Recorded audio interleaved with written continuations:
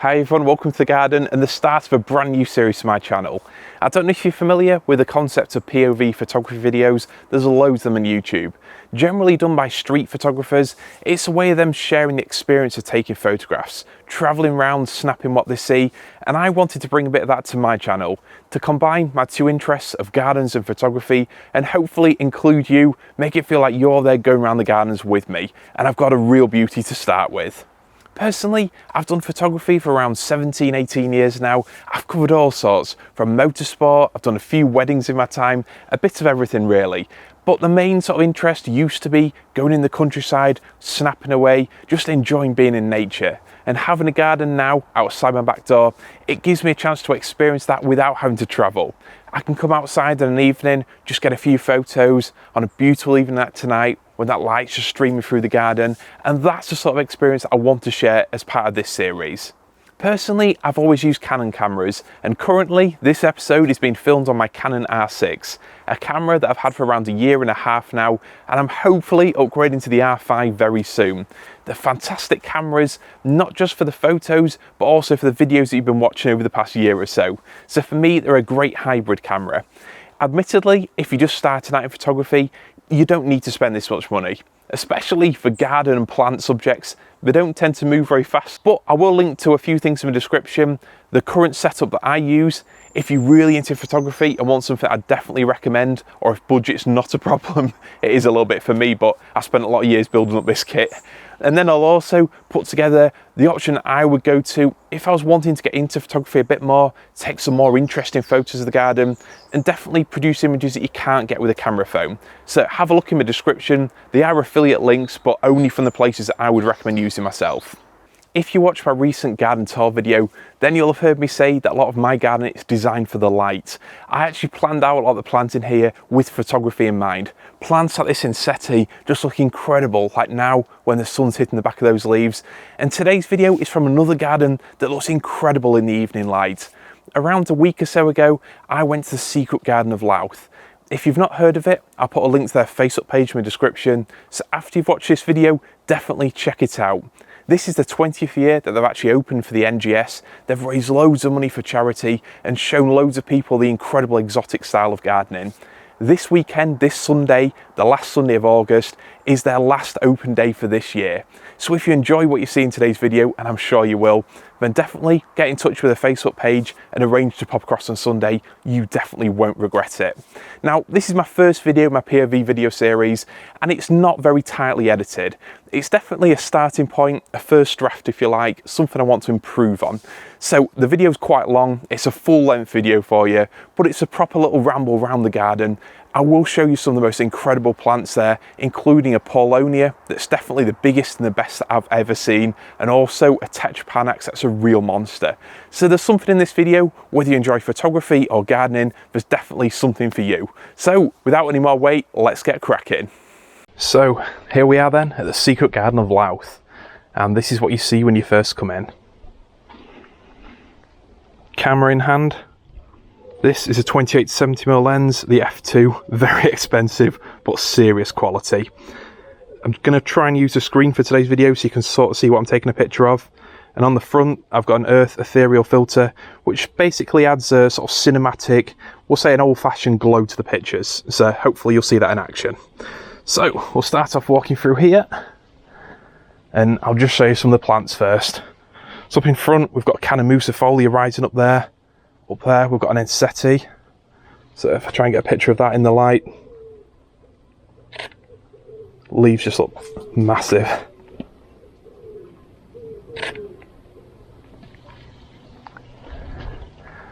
I think one of my favourite plants in this section are these Cannas. I don't know what they all are, but they just look incredible. So I'm just shooting with the lens wide open. Try and pick out the individual flowers,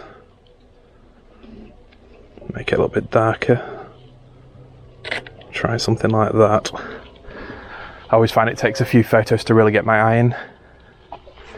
See, a lot of these ones now have started to go to seed, but they still look cool.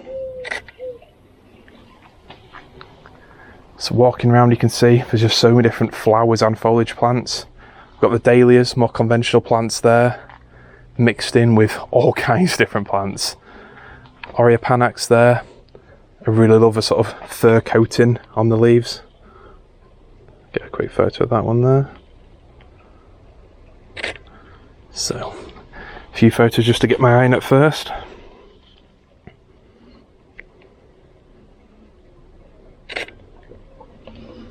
So, heading round then. Then if you can see that up there, but there's one Canna that's just head and shoulders above the rest.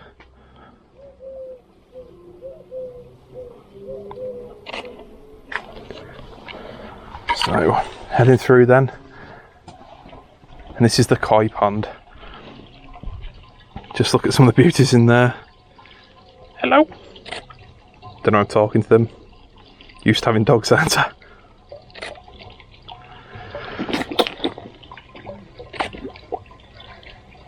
I don't know how to describe what just happened, but they're a bit energetic. Cool fish indeed. So walking around, you just see down here some of the incredible succulents. There's some different aloes in there. We've got an agave, echeveria, cycad, so many cool plants. And looking up to give you an idea of the overall sort of scale of the place, a couple of really big cordylines, or a cordline should I say, and a trachycarpus up there. Try and get a picture of that with the sun behind it. Just to give you an idea of how this filter works. Basically the light really sort of spills over the shadows, so you get a bit more sort of haziness than you would with the usual lens. There we go.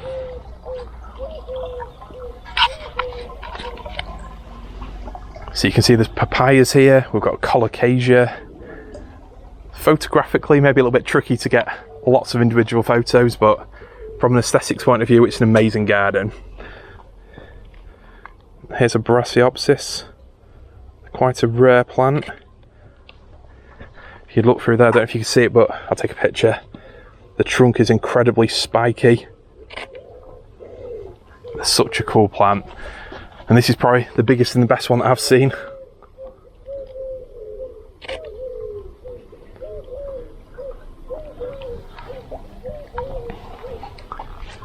Here's an Abutilon. Try and get a picture of the flower without actually getting the leaf above it in.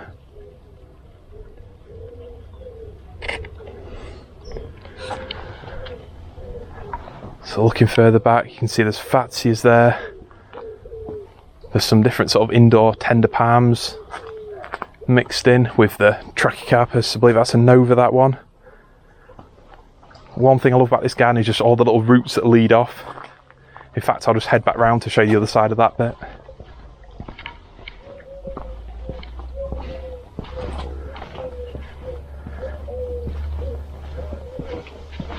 So just looking here, I think it's an amazing little seating area. There's just so much detail and attention to detail just in every part of the garden.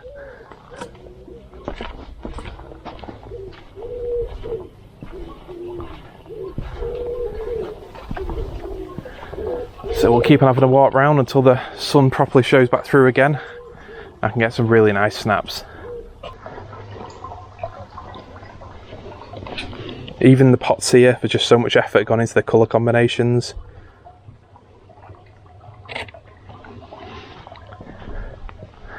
And this is a bit I know you'll really like.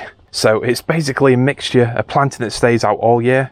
We've got the Hacanacloa grass over there, all the ferns, and then there's pink China colocasia, and mixed in we've got the tender plants and the annuals. So you've got the ricinus growing up here, you've got the Ensete, there's a Morellii at this side, then there's Montbelliardii, the big tall one in the middle. So it's quite hard to actually get a good picture that really shows this off. It's probably one for a proper tripod and everything, but I'll do what I can today. So I'm thinking something like that. What I might do is get down a bit lower.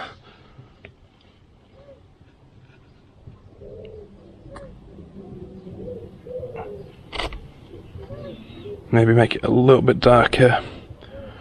Try and get a bit of the planting in on that side. We'll try one with it, stop down a bit so it's a little bit more in focus. Something like 5.6. Yeah, I like that. So just walking around a bit more.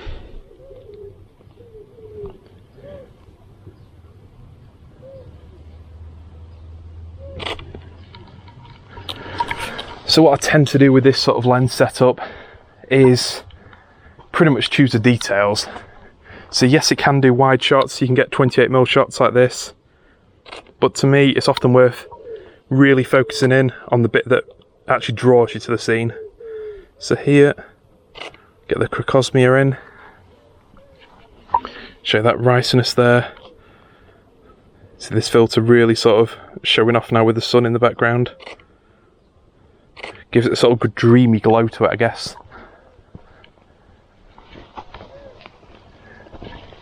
So there you got the Solanum. See the fruit there like tomatoes hanging down. I'll just get a photo because they look cool.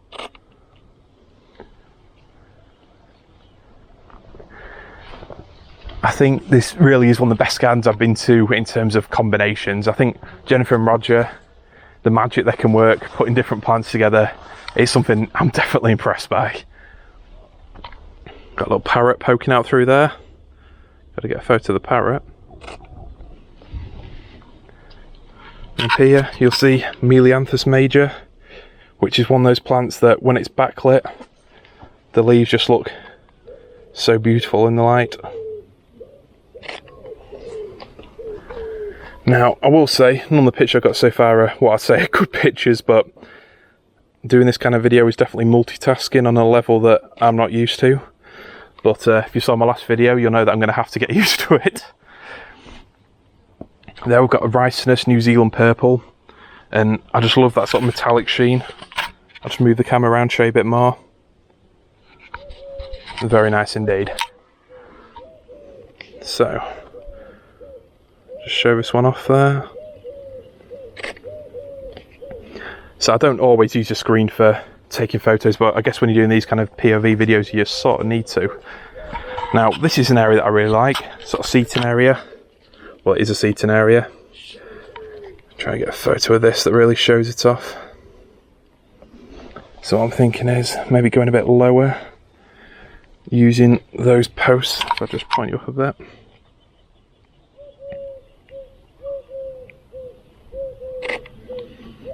Maybe the posts are a little bit dominant in the picture, but we'll try one from above as well.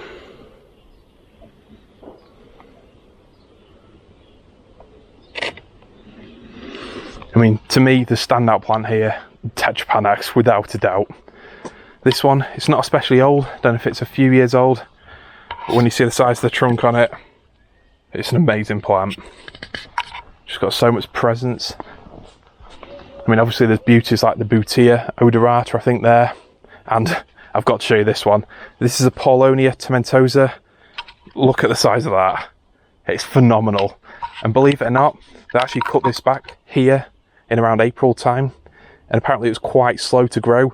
So all this growth here and upwards, that one and that one, that's just 3 months growth. So looking up, I don't even want to guess how tall that is, but I'll probably say about 5.5 meters tall, maybe a little bit more. And again, just so you can see the size of that, that is really impressive growth. I just love all the plants in here, the colours, everything. If I can have parts of my garden looking half as good as this, then I'll certainly be happy. And today I just wanted to pop along as the first photo video and get a few snaps around the garden.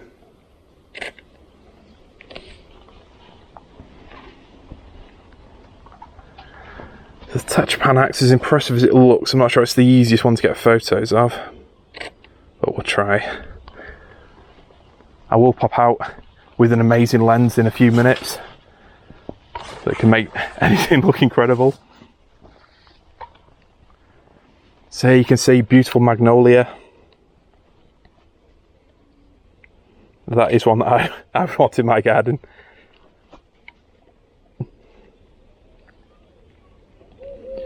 You might notice the focus does struggle a bit with this filter. That's the one thing that I've noticed. And just looking here, again, it's a fantastic combination. The foliage plants mixed with flowers like the Dahlia, the Cannas. everything pops, and whilst every plant isn't necessarily tropical, you've got daylilies, hemerocallis and all sorts mixed in, the overall look is definitely punchy, vibrant holiday vibes, which is what we want. There's a lovely dahlia. Try and get a shot just isolating that. And then I'll probably try one from a bit of a bleak angle. That should really blur the background out. There we go. Not sure it'll make the best picture, but I'll just show you around here. This is a Musa sycamensis banana, which is one of the bananas that I get asked about quite a bit. I used to grow one, and I decided to bring it in for winter, and it didn't make it inside, but had I left it outside, it would probably been all right. So lesson learnt there. And this one, you can probably see if I bring you around a bit more. It's got 2 pups in the ground, and the markings, this is why you grow sycamensis. On the new leaves, you get these dark maroon sort of purple markings, and when the sun's shining through them, they look almost like a burgundy red colour, really special. I have been here before and done more of a, we'll say, a considered photo shoot where I thought about angles and everything, but today is very much a walk around the garden, taking a bit of the ambience and just focusing on the cool plants that I enjoy.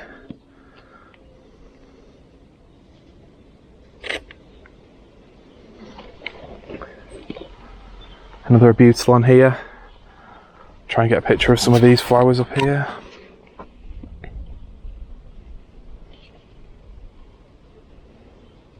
Maybe a little bit small to get with this lens.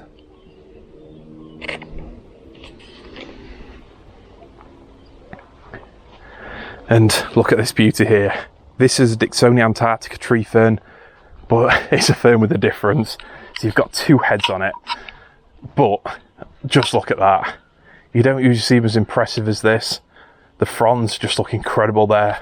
So many of them. I think they've got last year's on here as well. It just looks incredibly healthy. I mean, everything looks healthy here, but especially that is an amazing plant. Heading further through. I mean, if you can see up there, just look at the towering heights of that Paulownia. It's just unreal to think, isn't it, that that's just 3 months growth this year. Madness.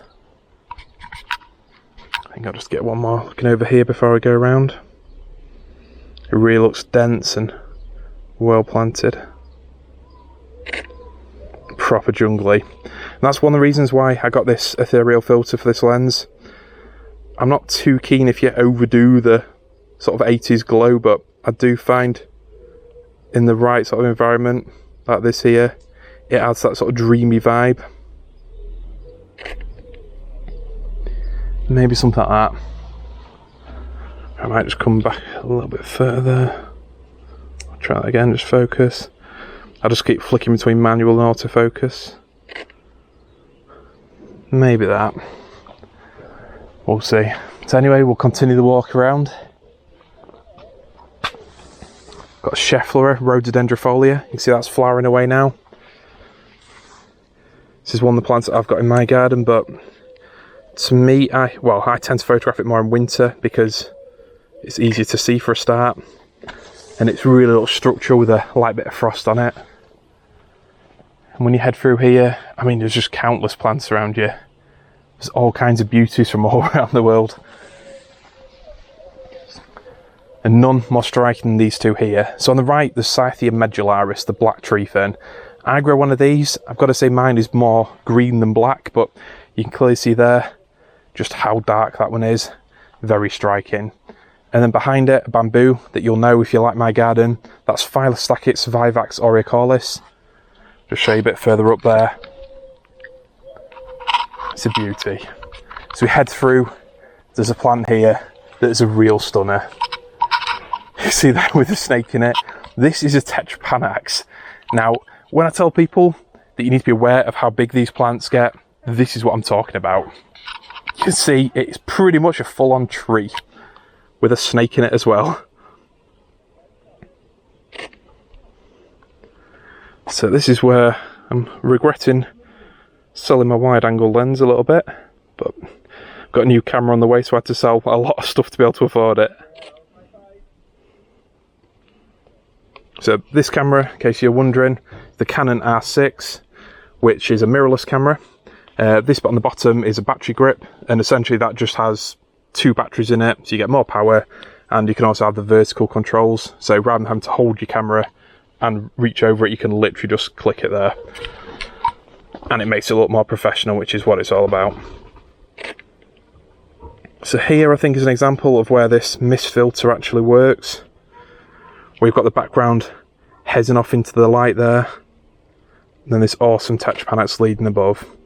And I think if I actually come back a little bit further, this potentially could be the photo that I use as the thumbnail for this video. Not in this vertical format necessarily, but I just love the sense of mystery and intrigue. I'm almost sounding profound, so I'll stop that.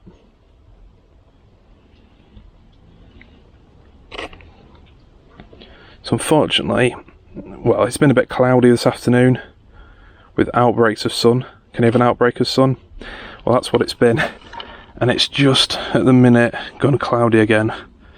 But I'm sure that sun will pop out again. So what I'm trying to do is get low enough to actually show just how big those plants are. But I also want to include some of that path leading into the photo. So that's what I'm trying to sort of do. Find a nice compromise where I don't have to crop it too much.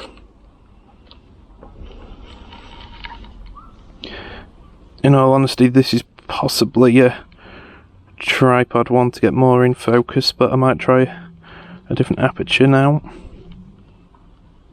I'll try it at 5.6. So this just essentially means that more is in focus. Yeah, sure I can do something with one of them. As we head through now, just look at that. A Brassaiopsis again. I'll just zoom in and show you that trunk. Just get a quick photo. What an incredible plant. And that one is growing really well. As you look round, got that Tetrapanax towering over you. Got this vicious snake over here, ready to pounce. And this area, the last time I came to this garden, which was a few years ago, there was a lot more grasses in this section. But now they've continued the jungle theme. There's all kinds of different plants in here. So a nice Hedychium there. Could probably actually get a nice photo of this with the background blurred out. Like I said, we haven't got the light just at the minute, but I'm confident it'll come out. Up there you'll see a cracking tropical style tree. It's a loquat. I think a tree that was known for being quite tender, but nowadays more and more a viable option across the UK. Well, not in the very coldest areas, but certainly more people are getting brave. Another little seating spot here. You can see there's an alocasia at the back there. That one is really big at the base. And you've got ferns. I think that's a woodwardia at the top there. Another alocasia there. Jungle cactus there. Some of the planting here, the combinations, they haven't just stuck to a tropical theme. Jennifer and Roger, they like to mix in plants from all around the world, and I think that really shows. And I think it's another consideration when you've got an open garden that you want to have some interest for the whole season, and that's definitely what they've achieved here. There's a Ricinus. Not something I grow this year in my garden because, as you might have seen, Remy, our new puppy, he likes to nibble, so that was the first plant to go. Just gently pass by all these Hedychiums. So there you'll see another Hedychium. That one's just about to flower, probably a few days away. And here, just look at the colours in this. When I talk about tropical style colours, it doesn't get much better than this border. So Jennifer was actually running through the exact reason and rhythm for why she's got different plants where. But essentially, this is Garden of Evolutions. Like mine, you start off with one plan, things evolve, some plants do well, others not so much. You swap things out, mix things around, and this display changes every year. Or at least a lot of it does anyway.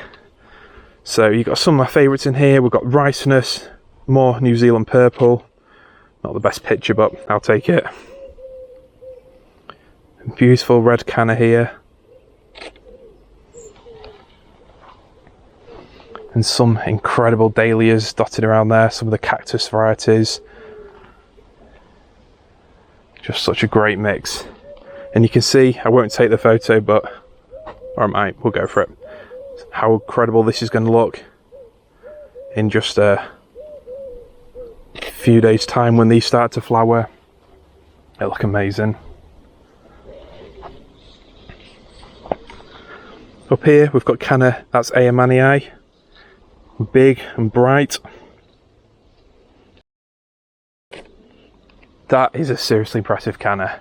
Not quite as tall necessarily as Musifolia, but it still gets a good bit bigger than this, and it's also got these amazing sort of, I don't know what colour that is it cerise, something like that?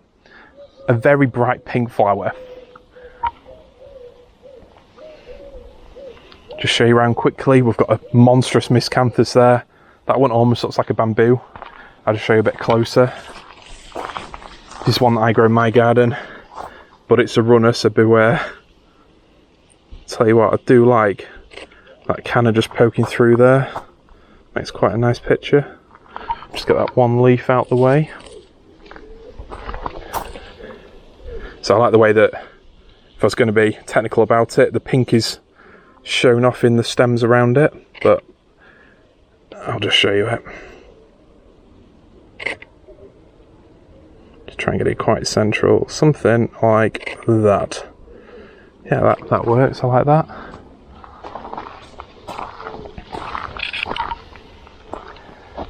So at this side here, that's a Rhododendronax. I want to say variegata, but I know it's got a name that I did know about half an hour ago, but it's completely gone out of my head. Versicolor, I think. There's a miscanthus, but very similar sort of colour palette, also variegated. And looking back, you can see the real view. Now, I just love this sort of view. You've got that mixture of bright, bold flowers and colour at the front, and then it fades away to a dense green jungle behind.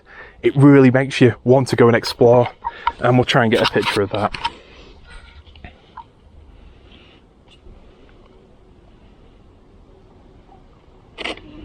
It's just a shame, but that light's gone away.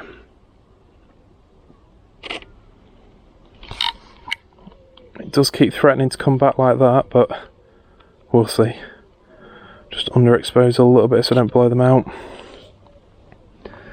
What I want to do is try to avoid showing too much of the white sky and really focus on the colour, but then equally I want to get the Tetrapanax in the shot. So I'm trying to find a compromise between both. Something like that. Just love the Rhododendronax in the sun there. And here, this is the propagation station. And there's a lot more, we'll say conventional garden plants in here. A lot of the people that come around through the NGS, they like to see, I suppose, some plants that they know, something they can grow at home, take some ideas home with them.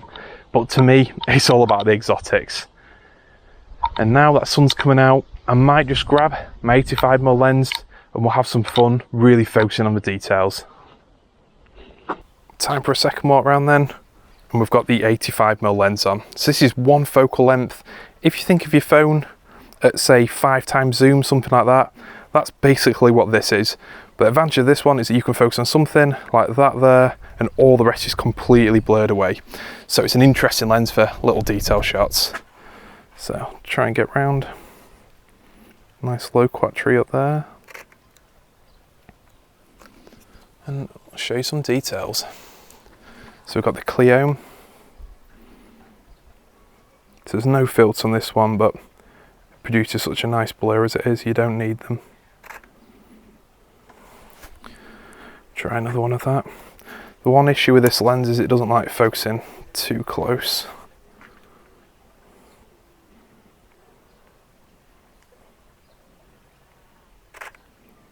But something like that should work well.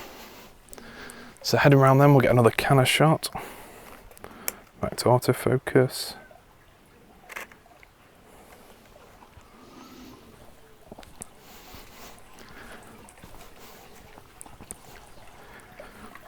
Just so peaceful out here with the fish. Try and get another shot of them.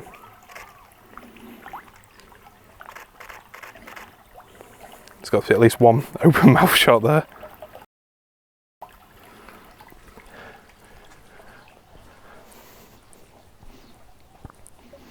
So just looking back, didn't really show this area last time, but we've got a Schefflera there. Don't know if that's Taiwaniana or Schefflera. It's got a slight curliness to the edge of the leaves. There's Euphorbia at the back. A big Ensete. You can see up there we've got a HUGE Tetrapanax. I believe that one is. I think that's a Moa's Toes. And then we've got the usual Ricinus, Cannas, Cannamusifolia. Such an amazing mix of plants. Try and get a Canna close-up shot. So with this lens, what I can do is stop it right down, get as much background blur as possible, which I probably should have done when I first changed it, but having to multitask, that's what it does to you. So I like this lens for little detail shots. So here, I've got a Trachycarpus wagnerianus, or waggy, and I just like the way you can just pick out, like that there, the little detail bits that really stand out to you.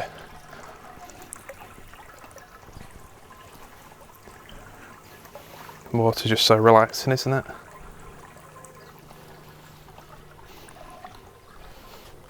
Got all kinds of Brugmansia over there. We'll head back through, follow the same rough path as last time, but this time the photos are, try and get focused properly on that, a little bit more zoomed in.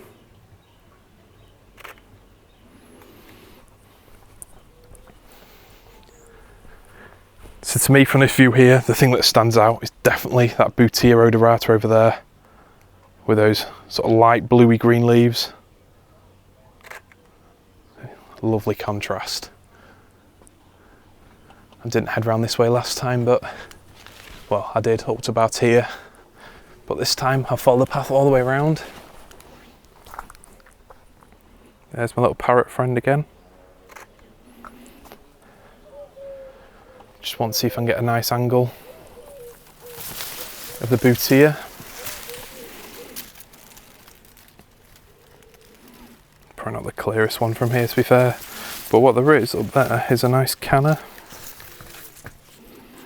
So you probably can see, again at close distances, the lens doesn't really like to focus, which for a lens that costs this much is quite an issue, but you can still get around it. That's quite a nice one. Just having to manually focus here, but there's a little guide to help you if you need it. So we'll just push past here.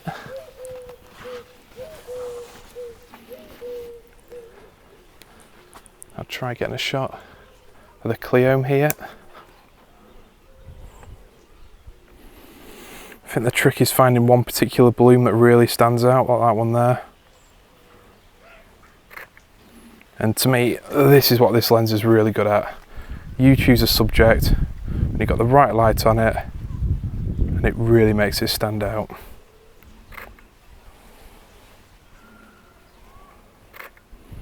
Something like that there. Looking back again, Melianthus major, Cannas, we've got the bamboos, Tetrapanax, but I think I'm going to head further up the garden and really pick some details out this time. So I think one thing that I've learned this time around is that actually having to control this camera as well as the one that I'm taking pictures of, talk coherently and take photos, it's definitely multitasking. I do want to get a few nice photos from today. So I've got something to give back to Jennifer and Roger as a thanks for their time.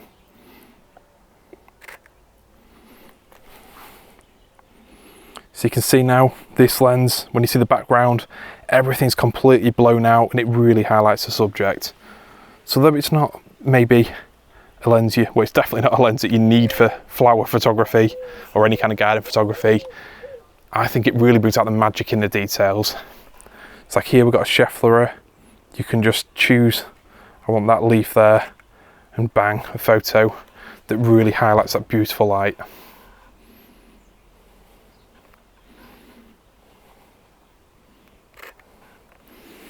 A good tip with any kind of garden photography is get down a bit lower than you think you need to.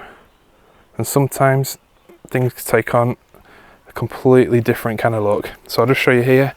If I get right down here, if I put it to manual focus, and if I try to get that new growth really in focus,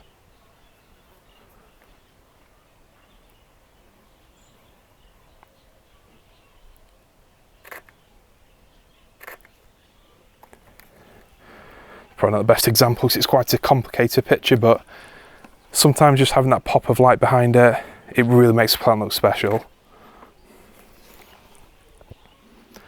Just how cool does that Tetrapanax look?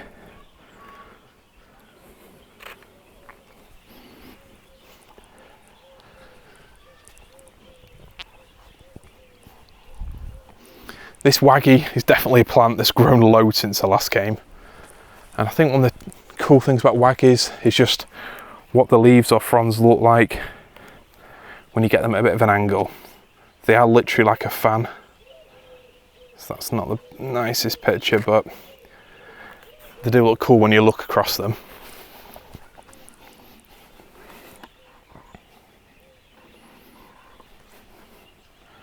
Maybe something like that's a bit more abstract.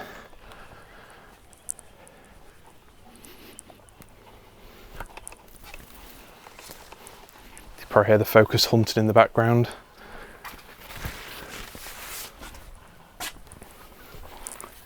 Once again, we're at this part of the garden. That snake is seriously cool, isn't it? See there, the eye autofocus. It's not messing around, it's locking straight on. The camera I had before this was a 5D Mark II, I want to say. I don't think it was a Mark III. And the step up to mirrorless, it's just phenomenal. Mirrorless is the newer technology in cameras, or these kind of cameras, moving on from DSLRs.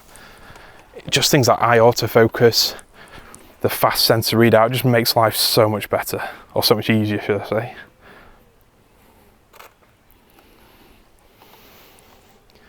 So the sun's just getting to a nice spot. It's not on this Cannas.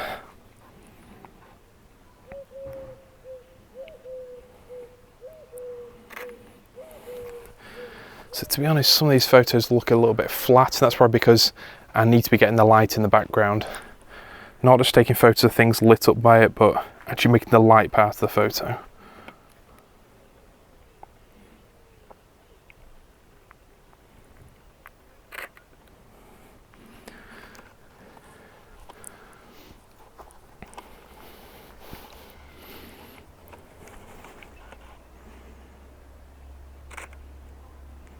Nah, don't like that one as much. So to give you an idea what I mean, we'll just use this grass here as an example.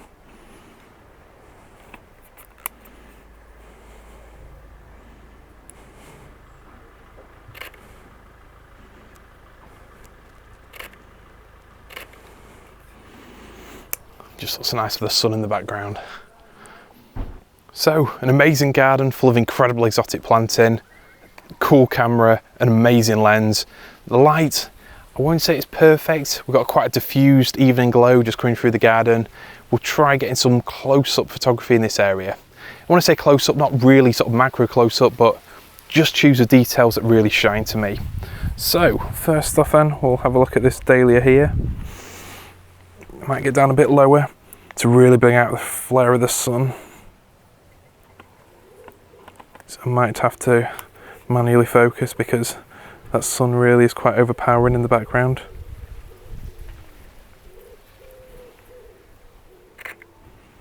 Oh, it's maybe a little bit too strong. Maybe stand up just a little bit more.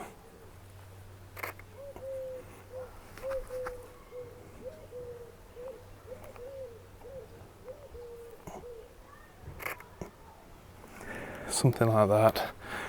Try and get one a little bit more central.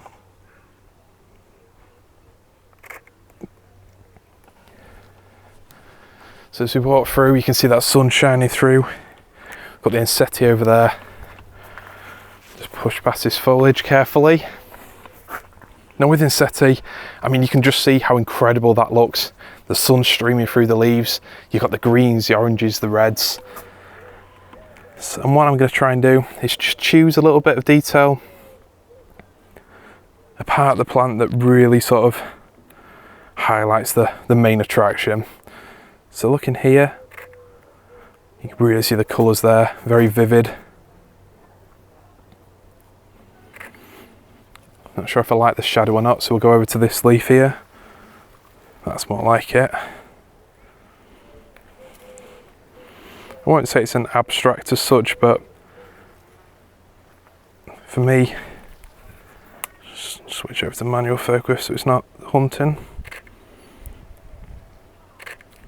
But I just underexpose a little bit as well. There we go. I think that photo shows quite well that a lot of the time, if something looks impressive to you in person, like this banana undoubtedly does, it doesn't mean that that translates well to a photo. Whereas if you just choose one part of it like that, I don't know, it creates more depth. You're really choosing what about that plant actually jumps out at you. And to me, it's all about that sun.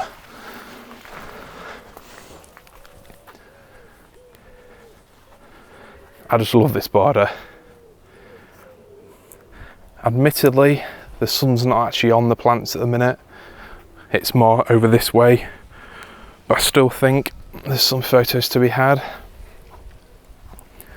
We'll try and just get that Cleopatra just on the edge there. Drop it back down to 1.2. It's not the best picture, I'll be honest. So the problem with this picture, I'll take it, but even with the lens like this that blurs out the background, there's just so much going on. Whereas this plant over here, I'll show you what I'm trying to get at. If you choose something with a little bit more of a cleaner background, it instantly looks like a better picture. So in theory, both these pictures, you know, the same kind of plant, same lens, but that one just looks so much more professional than that one. And it's all about the background.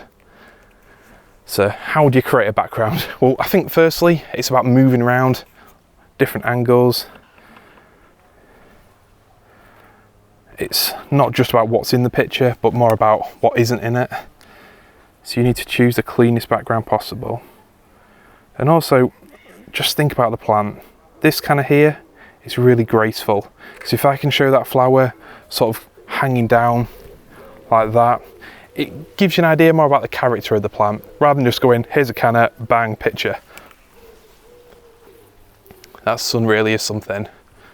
So I think, before I get going, we'll just head back into the jungle area one last time.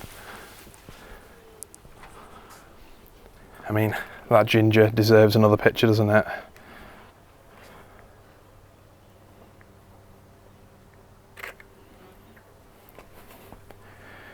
You see here this light really sort of soft in here, and the lens definitely shows it off. So these kind of pictures really, to me, justify the purchase of a lens like this. This is the 1.2, which is arguably the best portrait lens you can get. It is hideously expensive. There is a f2 version, a macro, which not only is it cheaper, it's lighter, focuses closer, and that's the one I'd recommend if you're just starting out in photography. But this 1.2, I'm probably not doing the best example of showing it off today, but I really love it. It's probably my favourite possession. If I could save any bit of my camera equipment, it would definitely be this lens. So something, I think this might be the best photo taken today. Keep getting a bit closer and try different options. Something like that. So I'll just warm it up a little bit in post. I like the background. It's blurred out, but you've still got a hint of what's behind, so it's not just completely demolishing it. We'll try one, last one, a little bit closer, so you can get a hint of all the flowers, all the colours around it. Something like that. I really am a fan of the gingers, Hedychium, Cyathea. So let's try getting a shot of this Cyathea medullaris that's just gracefully hanging over. Just a little detail shot of the fronds. Focus as close as I can get, manual focus, and then just move backwards and forwards until I find something that works. Some that's quite understated. Isn't the bamboo awesome? It's hard to get a really decent picture of it from here, but I just love the chunkiness of the canes, or the culms should I say.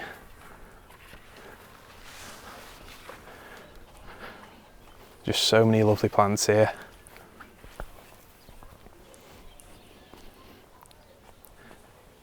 I think if you're new to this style of gardening, then the mixture of plants can seem a bit overwhelming. The fact that you've got palms that can stay outside all year long, you've got deciduous trees here, we've got annuals, we've got plants that have to go inside for winter, others that die down and are perfectly tough outside. It can seem a bit overwhelming, but when you break it down and actually think, like for example, this area here, you've got the Persicaria, that's hardy, it comes back every year. Got the Schefflera there, Trachycarpus, Magnolia, they're all very hardy plants.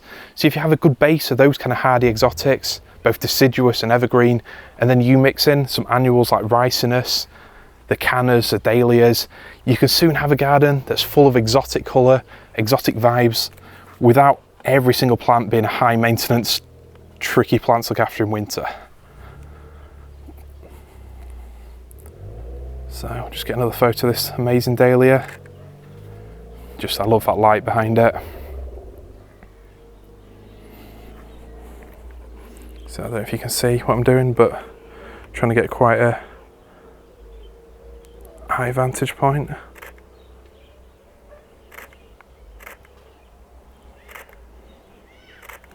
In the film days it would have been wasteful, but with these digital cameras, makes me sound old, but I do like to see how the light behaves as I spin around. Sometimes just that little bit of flare creeping in can really set something off. This area is going to look incredible in a few weeks' time when these gingers are going. Just so many amazing plants. I know I've been to it before, but that waggy, I just love the way the light hits the leaves. See what I can get from this way. Here's the sort of backlit.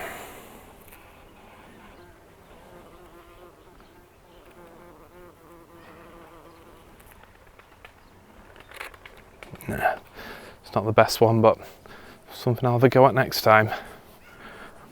Just want to try getting one more of that Dahlia.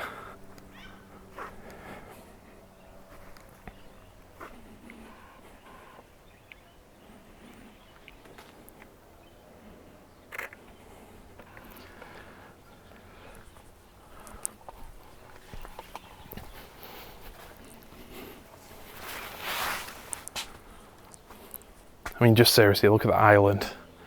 It's just towering over the garden now. Huge banana plants, so much colour. Trachycarpus, we've got Brugmansia, Hedychium, another Pseudopanax back there. This garden pretty much is a encyclopedia of exotic plants.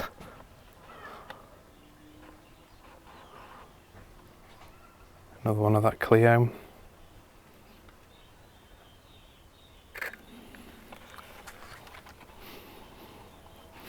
And the scent in here really is amazing.